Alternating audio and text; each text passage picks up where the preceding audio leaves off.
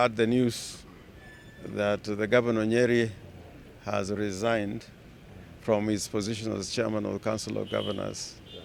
But we must continue to emphasize that his utterances were inexcusable, they were hateful, and they were outrageous.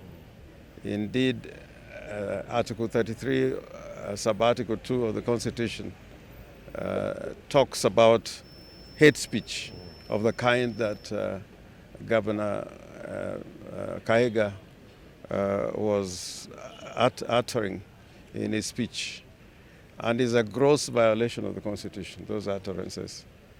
Article 73 of the Constitution also requires that those in public office, particularly state officers, should act in a manner that brings honor to their offices and that brings integrity to their offices. So this, in essence, were constitutional violations, and a mere apology may not be enough.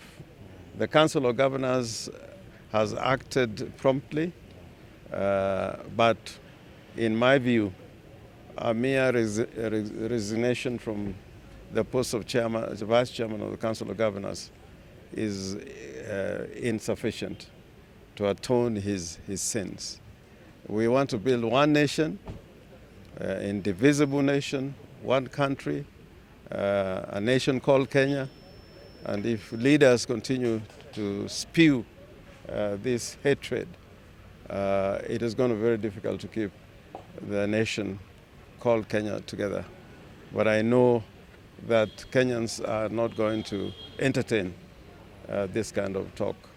And I hope that this will not be the end of the matter. Far serious steps must still be taken. I also want to condemn the unfortunate utterances by our colleague from Nyeri. Although he has done the honorable thing of stepping down, of course, as a council, we had already taken a step. As leaders who are elected and represent people, let us use our positions responsibly. Let us measure what we say, because it can cause unnecessary tension and unnecessary conflict in the country. We want a united country. So when people talk, in fact, it's un-African to talk about somebody who has died. It's un-African. It's not within our African culture to talk about somebody who has died. So that we condemn it. It's unfortunate. We hope that others will learn and will never have such utterances again. So on behalf of the people of Bungoma, it's just to say, Pole, we are here. May Baba rest in peace. That is our way. We'll all meet him one day when our time comes. Today is a significant day because I've come with a delegation on the third day, and for the Christians, we do believe that Jesus resurrected after 3 days, if you read Mark and Matthew. So today I believe that Baba has resurrected from the dead and is ascended to heaven. That's why we have come today. Secondly, Baba was very close to the people of Bungoma, especially the family of Elijah Masinde, who was one of the freedom fighters. Anytime he came to Bungoma, he went to Elijah Masinde Wanameme's home and even built for him a mausoleum. So today I've come with 3 of the wives and a son, and generally the community from there also to come and say, Pole, just the way we loved him in life, we still love him in death. So we have come, and the relationship even goes back towards the days of Jaramogi Oginga Odinga himself, and Raila also stepped in. And just like my colleague has said, I worked with Baba very closely when I was a permanent secretary in the Ministry of Livestock Development, and he was our Prime Minister. But again, more closely when I was Speaker of the Senate, and my brother James was the leader of minority. Sometimes when things got very tough and we could not get the president, it was easier to get Baba. And Baba, true to himself, if you called him and you didn't get him, he will call you back. If you send him to talk to the then President Uhuru Kenyatta, he will call him and call back and give you feedback. So we've lost an icon. Like I said in my condolences, it was a movement. It will take many, many years to replace him. The political landscape of Kenya will never be the same again without Baba. So we just wish him well, that we've come and will continue mourning with him. The nation is lonely, and what we are left with is to do exactly what Baba used to do. To exercise our rights, to speak, to demonstrate within the limitations of the law. Baba never wanted lawlessness. Baba never wanted people to operate outside the law. He was ready to sacrifice as much as humanly possible to ensure that you exercise your rights within the law. He believed in change based on the ballot. He believed in a change based on the rule of law. So as Migori County, we are saying sorry to Kenyans and to Baba's family here, but we want to say we will stay focused in what Baba stated.